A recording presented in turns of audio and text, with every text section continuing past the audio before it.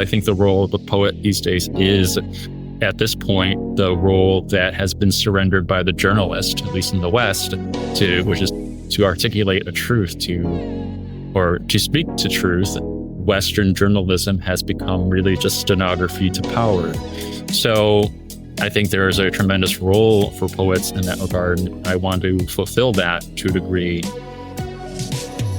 Hello, and welcome to Power Beyond Pride, a weekly queer change-making podcast, bringing you voices and ideas from across our fierce and fabulous spectrum to transform our world. I'm Melodie KG, a Minneapolis-based artivist and provocateur. And I'm Kate, former Gaby and gifted kid, and we are your co-hosts on today's Queercast journey.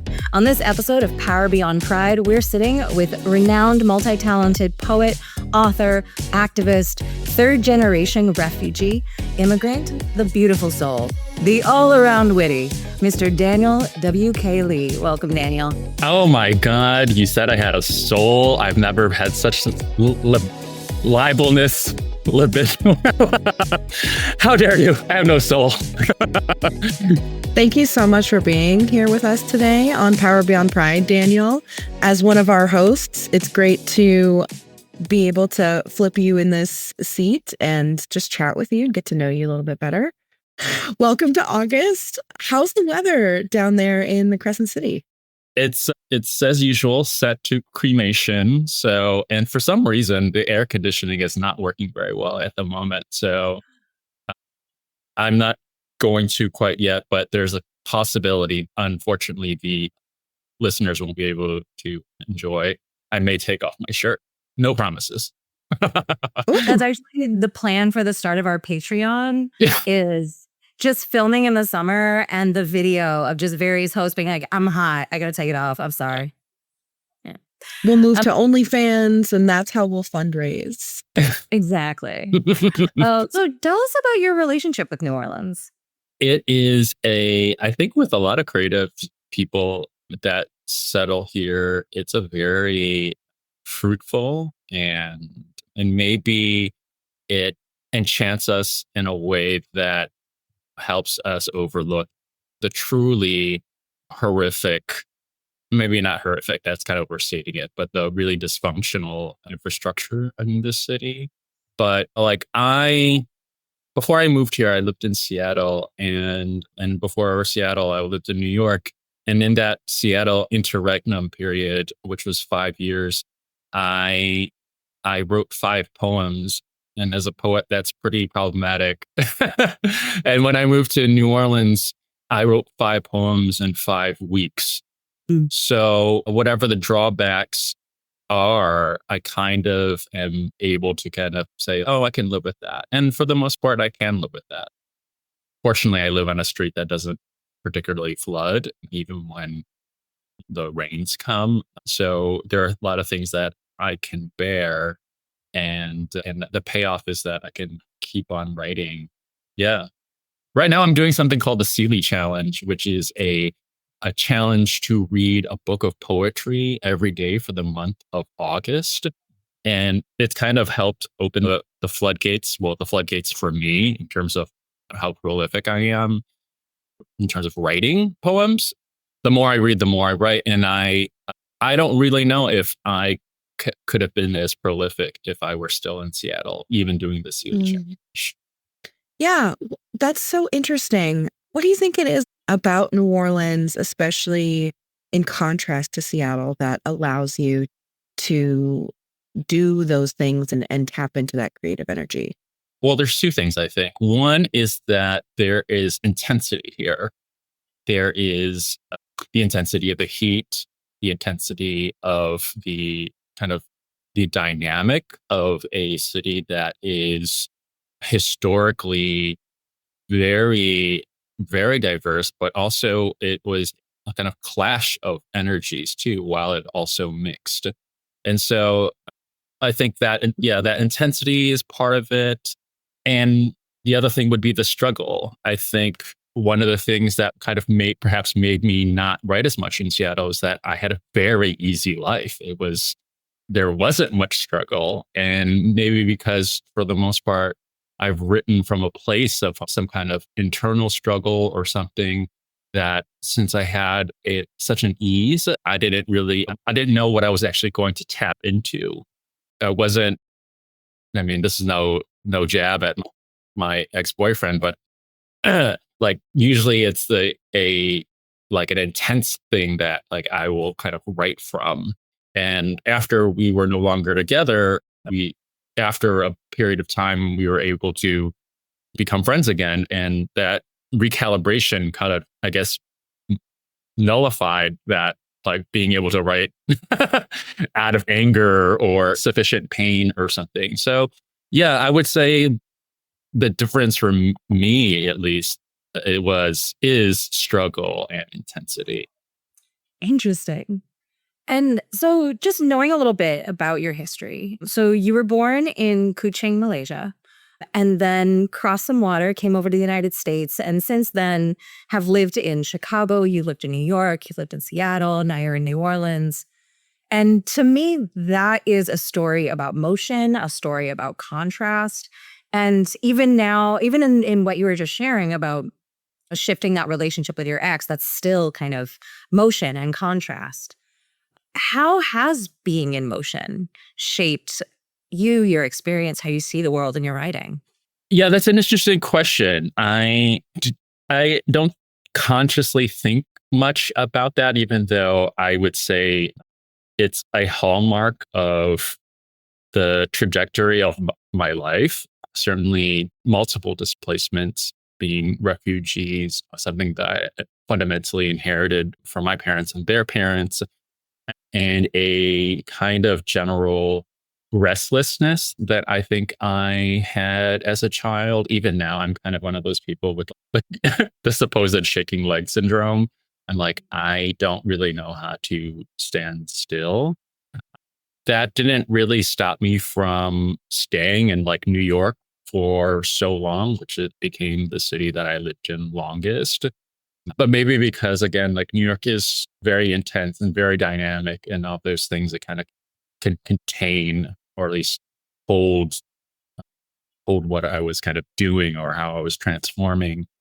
But and the reason why I went there, I think, is also because I didn't think that what I wanted or how I imagined my life would be able to be or to become while I was living in Chicago, or Chicagoland. So I guess in a way, it's always been moving from one place to the other to seek or to experience something new. The final kind of impulse to or push for me to leave New York was I want to do more outdoorsy shit. Like I wanted to do more camping and all these things that it's not impossible to do in New York, but it's certainly kind of less the cultural milieu to do those things. And despite what I call, like I said, the Seattle interregnum, even though it wasn't particularly fruitful creatively, it was worthwhile. I definitely learned to love the outdoors, enjoy things like bouldering and that kind of thing. And I do like camping, even though it's again now, and I'm back in a city where that's not really a kind of focus. It's not really the culture, but I do look forward to those kinds of things, and I'm not afraid of that. So yeah, I guess in a way that motion is part of this ever persistent desire to experience new things. And I kind of let myself get animated by it and also be taken like a wave to those places, to those things. If I'm not mistaken, Daniel, did you not just participate in the annual Red Dress Run in New Orleans? What was that like? Yeah, it's the first time I actually bothered to do the running part, even though we didn't really run either. We kind of walked, which is kind of a very New Orleans thing, which is kind of like making it our own parade to a degree. So the Red Dress Run is produced by a group of runners. So they say we're a drinking group with a running habit. Amazing. That's right. And so at 9 a.m., they open up the taps for the beer. And that's an hour before we kick off and run. It's fun. It's like you get everyone not everyone, but so many people in the city donning a red dress and doing this thing. Again, it's a fundraiser. Plenty of people do not run. They just put on a dress and they go into the quarter and they just party, which is very New Orleans. So yeah, it was fun. I enjoy it every year. Part of it is kind of, you're supposed to just get a dress from consignment shop or something like that. Like just find something. You can see that people put effort into it. And so you get to see some of that creativity. I saw a photo of a friend who made a red dress out of red Solo cups and had a headpiece that was one of those giant red Solo cups. It was really impressive. And so, yeah, I mean, it's that kind of like DIY fashion or joy and creativity that's a hallmark of New Orleans, and really love seeing that. So that's why I just love participating in that kind of thing. That That's so feels cool. like everything I know about New Orleans is now we're all going to make gowns and turn it into our own parade. What was it a fundraiser for, by the way? It's usually they just raise an amount of money and then they kind of re-grant it to a number of organizations. And last year they had made a point to grant money to a trans organization, I believe, because they got into some hot water as a former, I guess, board member or something from this organization had made some dumb, like disparaging remarks or something, I think, trans people. And so that actually last year there was a kind of protest bar crawl called the Blue Dress Bar Crawl that happened. And then they kind of sort of righted their ship and made amends. But, we can talk a lot about how organizations do more or less bandaging PR damage spin and whatnot. And the question of whether or not they're very earnest is a whole other thing. I love a counter protest or a counter party. Oh yeah, we do that well. So we recently had a beloved restaurant they were told by the building's new landlord from New York sent them a text saying that they needed to vacate completely in 60 days. Wow. Well, nothing is, you can't hide that kind of thing in New Orleans. And so that mobilized a whole bunch of people in the city to make a stink. And someone I know decided to kind of throw a party or a protest called the Night of 1,000 Monas, because the restaurant was called Mona Lisa's, or Mona Lisa, and it's an Italian restaurant in the border. And it garnered a lot of media attention. And we were, before the landlords had kind of changed their mind, this was going to be this big protest and party and everything. Earlier this year, there was a person who complained that a restaurant, their bubble machine was blowing bubbles into his beverage or something like that. He's not from here either, but he moves into the quarter. Actually, I guess he's actually not. No, I'm mixing up my stories. I think I'm going to put him on blast. I think he's the owner of Café du Monde. And he complained about this bubble machine. And it's like we weren't going to take that. And so we did like this counter protest at his house. People brought bubble machines, like bubble blowing guns. It was they took down the street. I mean, we're so petty here, but it's like funny and joyous. Like bubble machines and everything, like the entire block, like people having a party in the street with bubbles. Just to say, no, you can't do that. You can't complain about the vibrancy, the culture of the city, just because you don't know how to put a cover over your martini glass or something. It's so silly. But yeah, that's kind of our way. Wow. That's so funny. I love that. I can't believe it, but it's already time for us to take our first quick break. So please, listeners, stay tuned to this incredible episode of Power Beyond Pride, where we are in conversation with Daniel W.K. Lee.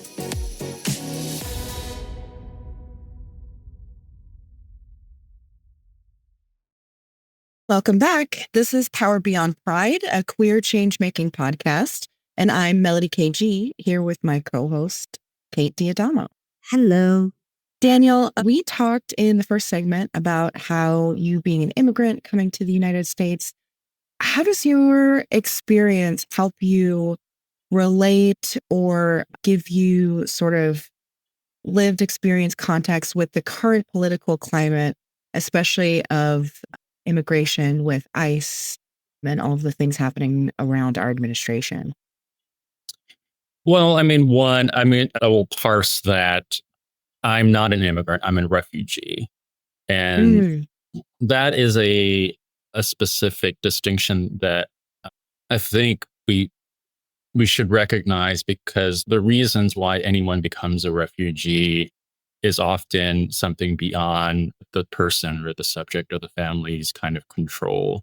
mm, Immigrants can decide that they want to leave where they quote unquote came from and construct a new life. My parents, their parents were subject to war. And so we were leaving, and those conditions brought us here. I mean, there are certainly choices that my parents made. I could have certainly, like my cousins, been Australians instead rather than Americans or whatever. But yeah, being a refugee has given me a lot of empathy towards people who are displaced outside of their own agency, and has been a driving force for my agitation, because I'm kind of resistant to call myself an activist in this regard, but my agitation for Palestinian liberation. mm. Certainly, they have not been given any kind of enfranchisement or agency over what happens to them, not just as a people, but personally, to their bodies, to their anything. So, yeah, I mean, and with respect to or policy of for immigrations and or not immigrations, immigrants here are not even immigrants. ICE has attacked US citizens, kind of asking questions later, but racially targeting brown people left and right. And although I've been lucky enough to not experience that firsthand at the moment, I can only imagine the fear that it engenders to people just trying to make a living or have enough money for their next meal. I'm completely aware of the lack of kind of brown bodies that used to kind of hang out near the certain parts of the neutral ground or near Mm, a hardware store, which mm, would typically a place where you might find Central Americans or people of Mexican descent or South Americans trying to find day work. So yeah, those people have been living in fear of what the state apparatus would do with them, and I'm very empathetic to that, because certainly those were the kinds of conditions that my parents would have experienced, because ultimately my parents were expelled from Vietnam because they're ethnic Chinese. In the mm. late 70s, the communists had targeted ethnic Chinese for the most part because they were really the merchant class and had outsized economic power, political power. And so there was an expulsion where, I mean, we're boat people. We became boat people. And yeah, so just kind of reiterate, I'm just very empathetic to that plight. And I try to connect kind of those things, the being targeted by our government at this question of immigration and ICE detention and everything, and making those connections with kind of what's kind of transpired in Palestine. We have to see those connections so we can strengthen and create more solidarity. Absolutely. And thank you so much for making that distinction here between immigrants and refugees. Certainly there's a particularity there that is worth noting. And as we all know, this sort of the mechanism of ICE being deployed by our administration has never really been about any sort of legal status, immigrant, refugee, or otherwise. It is truly about this racial class dynamic where people just, the administration doesn't want to see brown people. And it sort of doesn't matter whether folks are here as citizens or escaping turmoil or war. It's really sort of violent regardless. So thank you for uplifting that, Daniel. And so I'm curious, with everything going on in the world and also your life going on day to day, what are you writing about these days? How is that shaping and maybe shifting your writing? Yeah, I'm writing a lot about the Gaza genocide. It's kind of been the ever-present thing that's not that fully resides in my brain. I consume a lot of social media about it. In a way, my feeling is that we and I owe witness if we are unable to force the governments to do something of consequence, that I owe witness to what's transpiring. And I watch more horrific things than I've ever watched in my entire life. And it's that intensity that forces me to write, right? I don't usually write from happy places. So that's kind of what I've been writing. And like, there are kind of, I guess, moral dimensions to it that I've kind of wrestled with, the kind of idea of disaster, or like disaster porn, which I guess is valid. And I think it has, especially when we talk about messaging and communications, and certainly with fiction. I'm not certain it necessarily applies with poetry, at least if we're trying to just account or make it to testify, so to speak, of what's happening. But I am conscious of that. I don't want to center myself in their struggle. But actually, it's the most recent poem I wrote is or drafted poem, kind of questions this idea of creating empathy by guiding your audience or a reader through your own trauma or your own experience of pain, in order to facilitate them meaning your audience, having compassion and empathy towards those being genocided. So yeah, the poem says that in a way you're kind of fucked up. Like, we have to what I say in there is kind of a laundering their pain through me. And it's it's a curious thing. And I don't have a conclusion other than I wish that our sense of compassion and empathy could transcend that need to be like, oh, I understand Daniel's particular experience about this. Let the images show. Let the receipts do the receipting, and really be able to let that empathy rule. Because I think what's really been fascinating is this backseating of compassion for self-interest.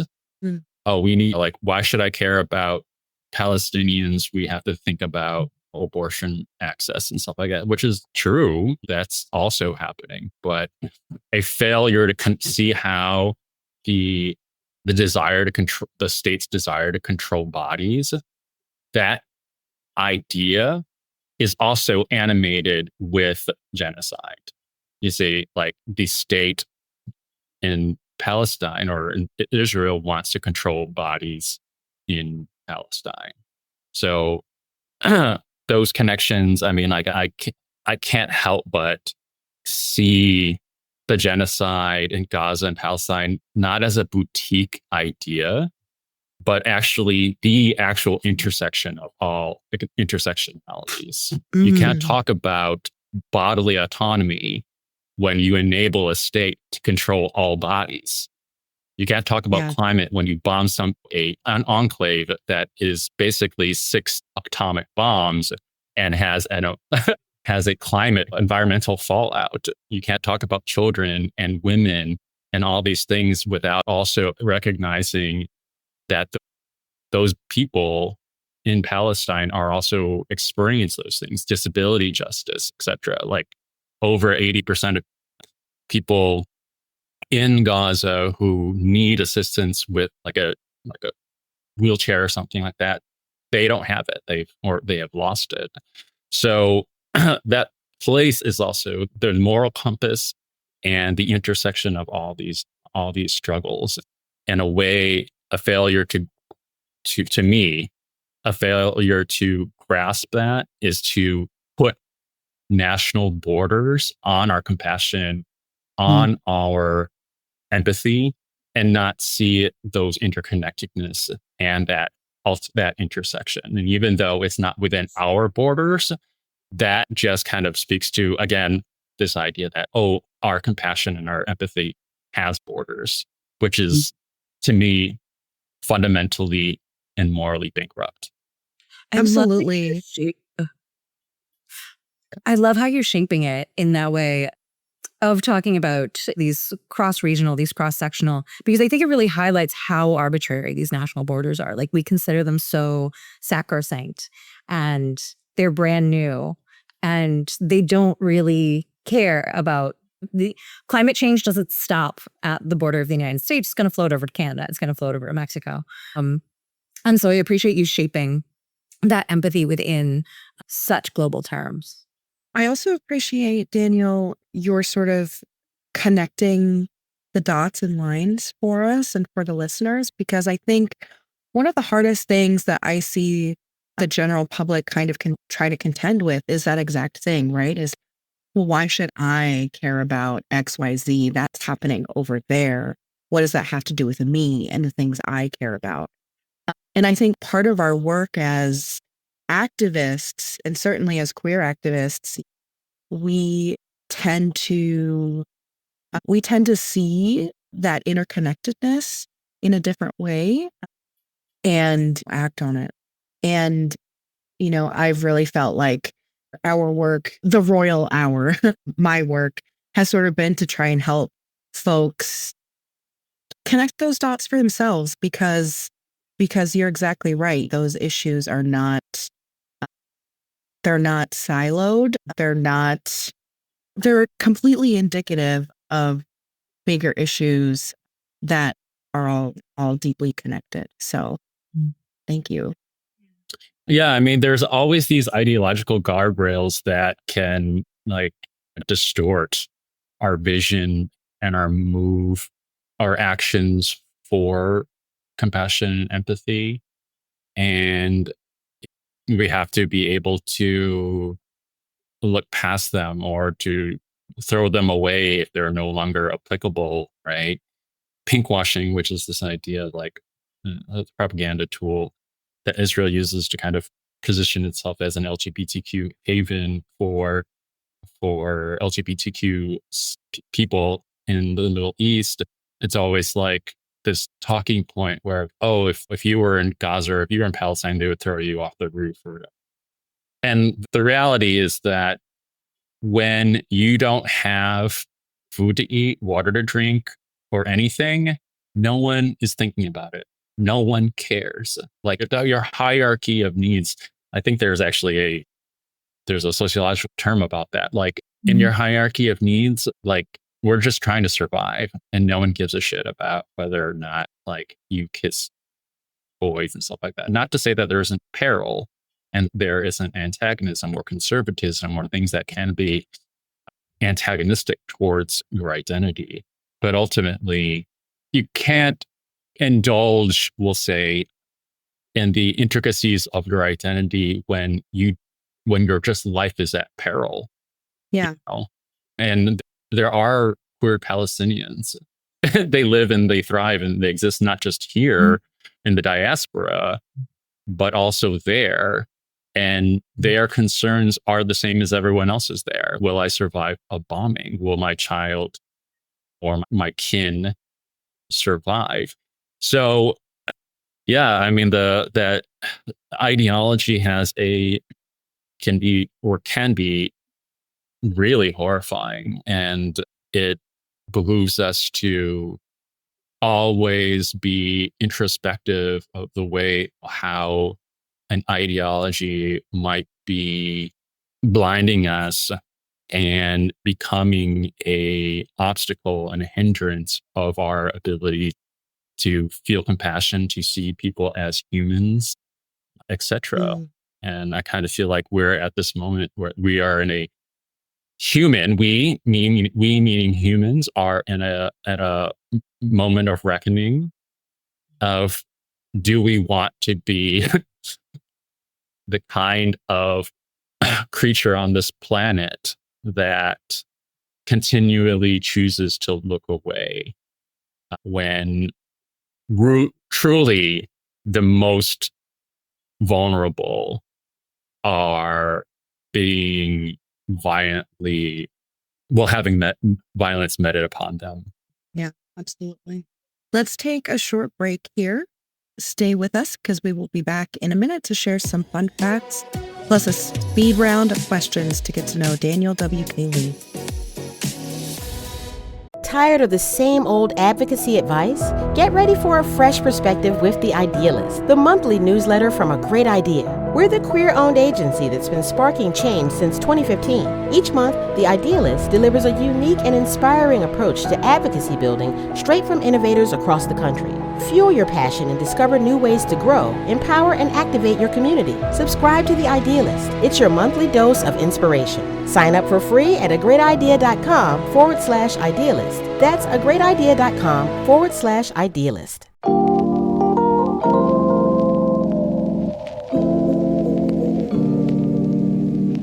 Hey, this is Sean Aaron, he, him, his, and I'm here to tell you about Them Boys Podcast. I'm the host of Them Boys Podcast, and as a Black queer trans man, the podcast amplifies the voices of other trans men of color as we share our transition stories. The podcast not only amplifies the voices of trans men of color, but it raises awareness and conversations around our lived experiences. You can listen to the podcast by going to themboys.org/podcast. That's DEMBOIS.org/podcast. I hope to have you join us on the next episode.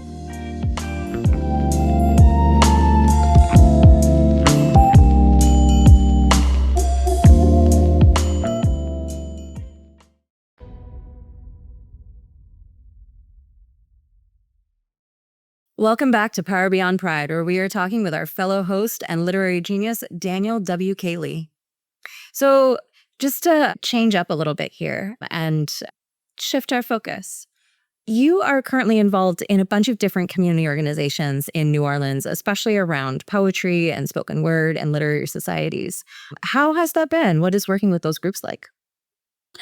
Well, I would say, I mean, I'm not particular to one group. I think what's so amazing about New Orleans poetry community is that it is, as one of our kind of local writers, Maurice Carlos Ruffin, said, we're not a rat race. And we really do celebrate each other's wins. When I first moved here, I just started going to literary readings and that kind of thing. And I just kept on showing up. And then eventually people would ask me if I was interested in reading or whatever. This is after the pandemic, because I had just moved to New Orleans. I had moved to New Orleans in December of 2019. And then we had the Ponder replay. And then I was actually doing a lot of readings, virtual readings, which helped me because I had not been doing any readings in Seattle for sure, but helped me become a better reader and gave me the confidence to do the readings, to read in public here in New Orleans. And yeah, there was just an open community that is very inviting. It's encouraging. Again, it's not, oh, that person won an award. And I don't understand, like, their work sucks. Like, no one, as long as I've been here, I've never really heard people like be that way.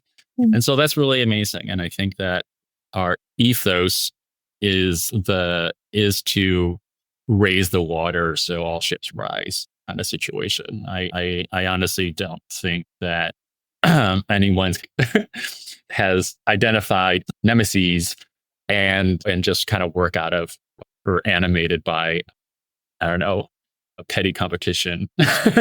Maybe, I don't know, but I haven't really seen that or experienced it myself, which makes the kind of That's the whole thing, like the whole community and experience of being in a creative discipline within the city so nourishing. And if anything, if you want to be in a community of creatives, I mean, I would hope that you want to be, even if it's a micro community, that they nourish you creatively or at least emotionally so that you can mm, thrive in your art or your creative production. So, yeah, I mean, I mean, there are plenty of people who are from New Orleans who probably won't love me saying, come on down, come on in. They're like, oh, you can stay wherever you are at. You know, we got plenty of carpetbaggers. But if you are a creative though, I think that this city is special for creative types in being, I don't know, magical and inspiring and kind of getting you to want to write and to be able to find community with other creatives who are also encouraging so you can be the most creative you can be. that's great. I love a supportive artist community. So good to hear. Are there any particular authors or artists or activists who have sort of influenced you in your life, your writing, or your other work? For sure. I mean, the two of my favorite poets are really, they did write political poetry, one more famously than the other. One would be Audre Lorde, who I think is so consequential that she should be taught alongside James Baldwin. I think their insights in the world are on par with each other. And I love Baldwin, and I think that Lord should be elevated to there. I was disappointed to learn that, I mean, looking back through history, I was disappointed to learn that Lord's fallout with June Jordan had a lot to do with her lack of solidarity with June Jordan and her solidarity with the Palestinian people.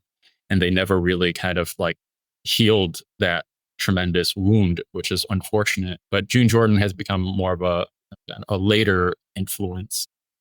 Aga Shahid Ali, who is my favorite poet all time, I don't think he set out to write political poetry, quote unquote, whatever that means. But if you read his work, I think especially the love poems he wrote, they are political. The he just writes such spectacularly that it kind of it changed my writing as completely. There is a poet named Chan Chan who writes what I call profound levity, or he writes poems that seems very light and often very funny, but then he brings up something so insightful, so profound, and it just is jarring in a good way. And I'm just ravenous to read his work, and I've been lucky enough to meet him and everything, and he's delightful and charming. There's just so many writers out there that really we should hear them, we should read them. It's unfortunate I would say for most of our kind of reading public that we don't even think of contemporary poets unless we go to grad school or something like that, because otherwise poetry education in this country is like dead poet, dead poet, dead poet, dead poet, and then maybe more dead poets. So find a poet that's alive that you want to hear, and then start like spreading out from there. Who are they reading? Who inspired them? And keep on going.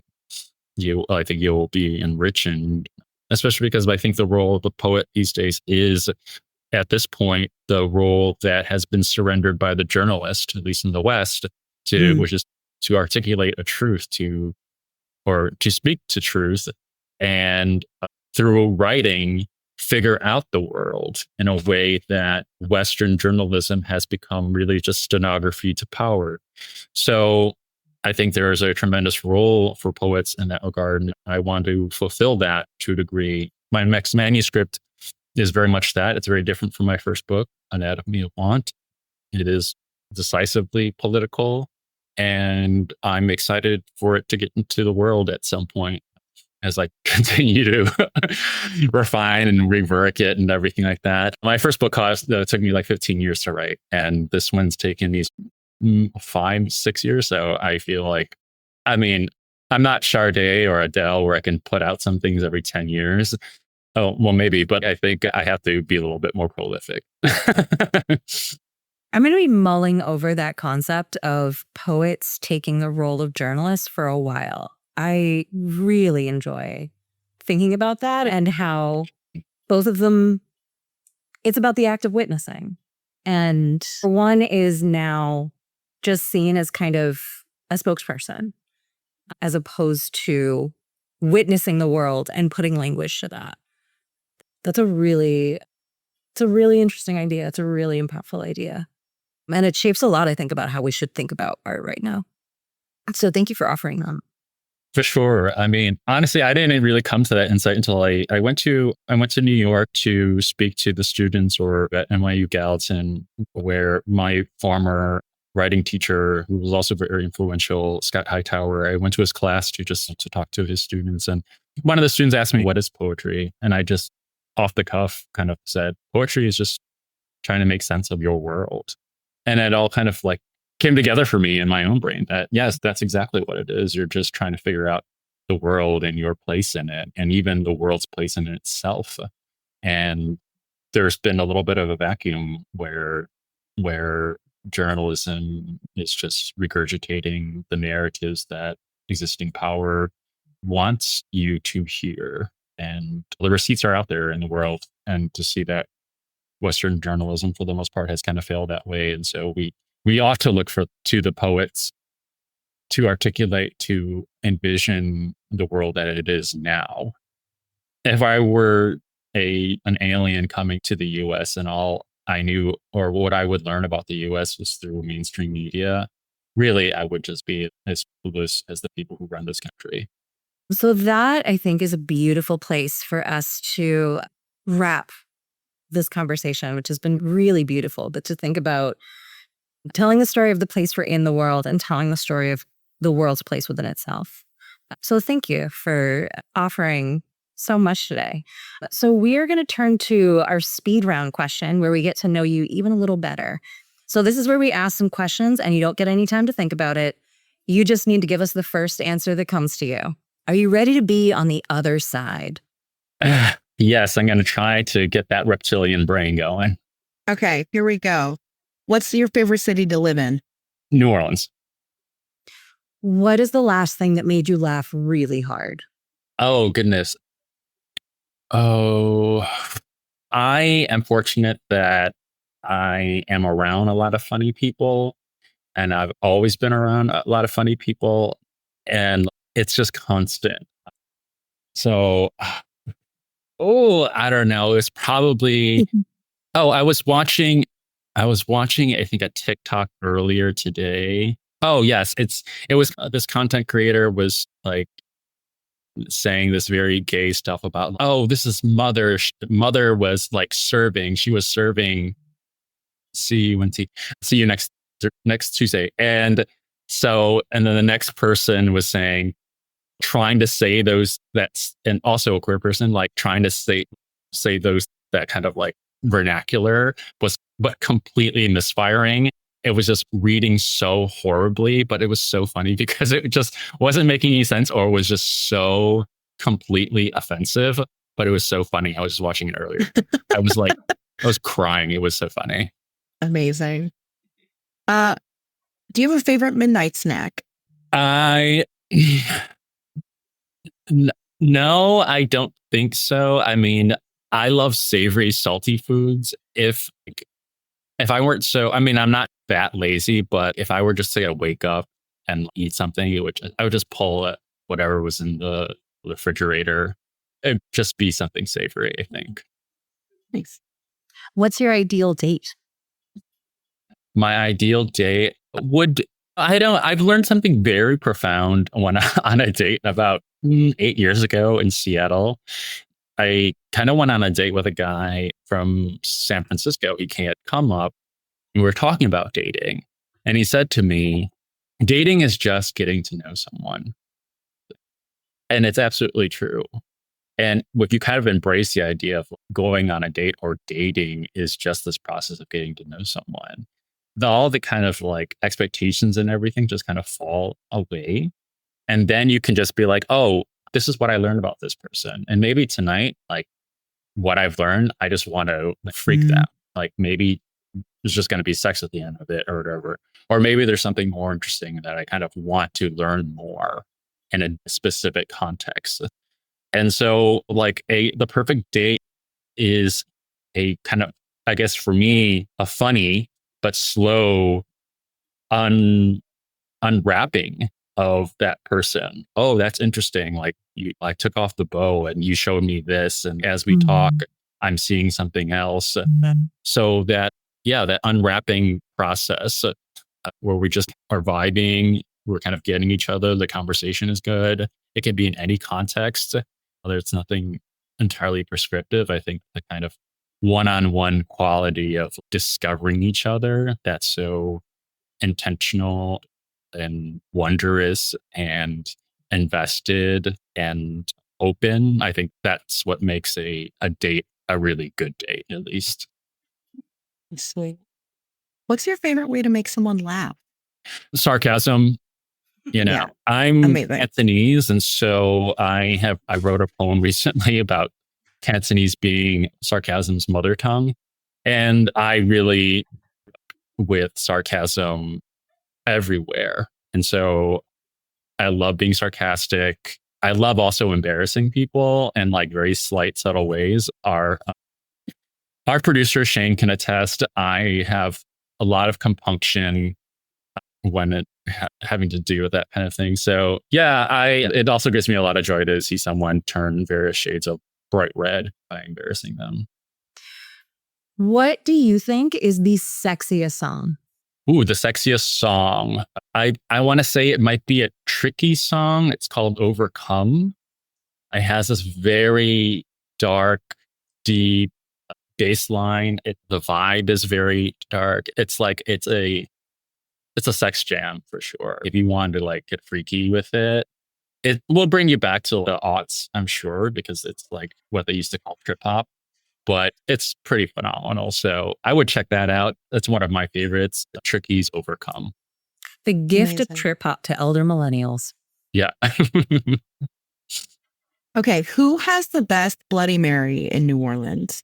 Ooh, best Bloody Marys. I haven't had a lot, to be honest. I've been drinking a lot less too. I don't know. Or beignets? Who has the best beignets in New Orleans? This is the real question. We're waiting through troubled waters. Best beignets. We're trying to get you in trouble is really what's yeah.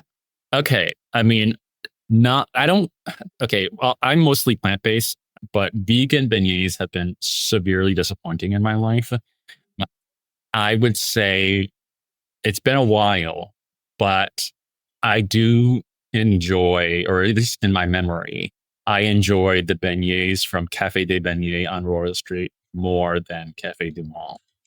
But I would be remiss not to mention the stuffed beignets at the Vintage on Magazine Street, where my friend Chris works at. Those are quite spectacular. But if you want to actually try something that's super New Orleans, that actually precede beignets, you would try Calas, Calas, I think.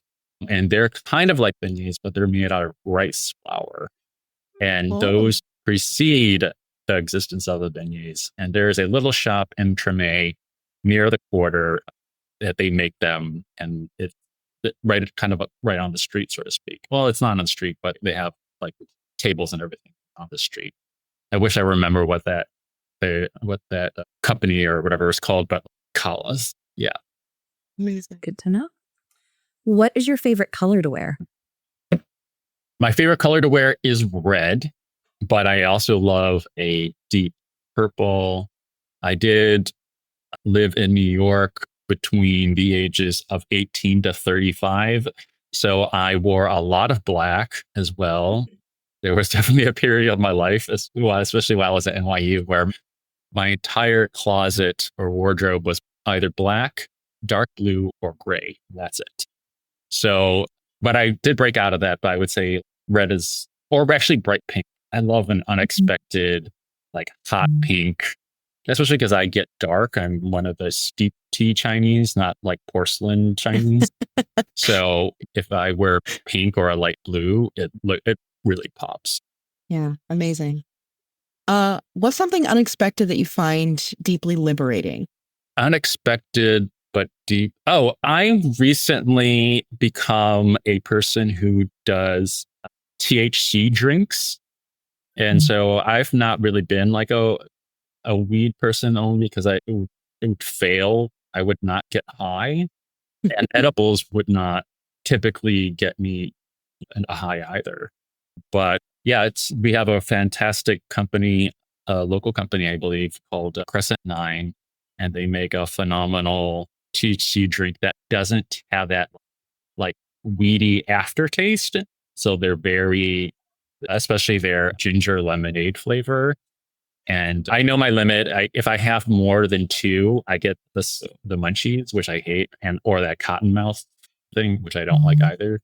So THC seltzers have become kind of my thing. I guess that's in a way that's more expected, right? I love it. Maybe a little bit. And we still appreciate the flavor recommendation.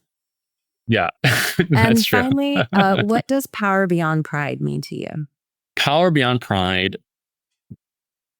means that we look outside of ideas of just our or centralizing our sexuality to kind of harness political power, or that we can inhabit other kinds of spaces that are adjacent to our identities, and those can be primary and they can be liberating. That although important, our sexuality isn't always everything, and it doesn't have to always be the or kind of organizing principle of our lives. I guess, and what I'm really just trying to say is to kind of give ourselves a lot of leeway to continue to explore ourselves and our identities and let that empower us. And it's okay if our kind of sexuality, which is in so many ways driven us, especially as we were young, and some forward in so many ways, that can take a backseat, and we can still find empowering, creative, wonderful ways to enjoy our lives that influence and empower others, that aren't just about LGBTQ pride.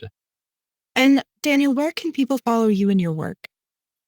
They can follow me at Daniel WK Lee, that's Lee, on TikTok. I'm trying to become a little bit more of a TikTok person as I try to deplatform myself for Meta. It's not going well, but as I also mentioned, that you can find me on Strong Plum on Instagram, or Daniel WK Lee at Blue Sky, or you can join my Patreon, which I would really love. It helps even if you're just like a contributor, which is like $5 a month or something like that. Like those little contributions do help me with kind of like being able to go to readings in different cities and that kind of thing. So that's patreon.com/Daniel WK Lee as well.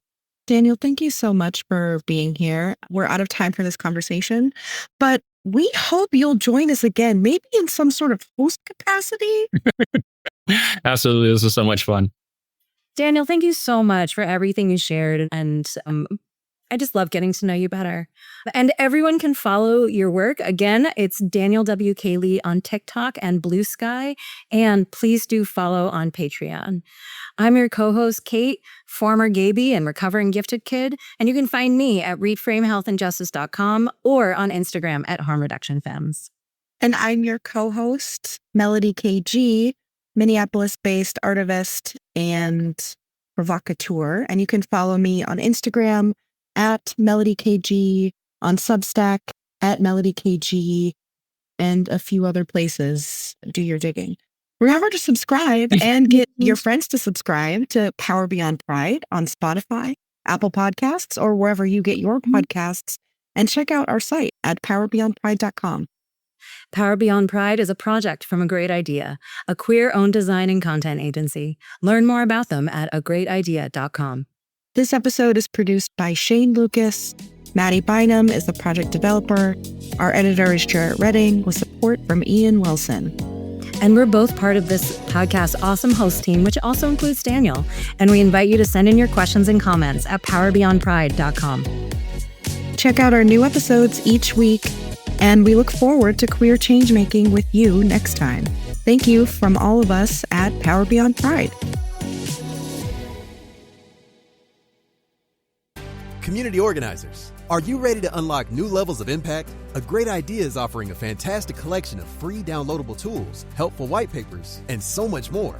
As a queer-owned graphic design and digital development agency empowering change since 2015, we're dedicated to providing you with the resources you need to grow, empower, and activate your communities. Discover insightful knowledge and practical tools to enhance your work. Explore A Great Idea's free resources today at agreatidea.com/insights. That's agreatidea.com/insights. Are you looking for a way to make your philanthropy more meaningful and more aligned with social justice? Meet New Moon Network. New Moon helps individuals, institutions, and foundations move their dollars where they matter most, into grassroots movements advancing the rights and self-determination of people in the sex trade. If you're a funder ready to move in solidarity with sex workers and survivors, this is your invitation to come learn about our movement and help fund meaningful advancement for sex workers' rights. Reach out to us today at contact@newmoonfund.org and take the next step toward funding with purpose.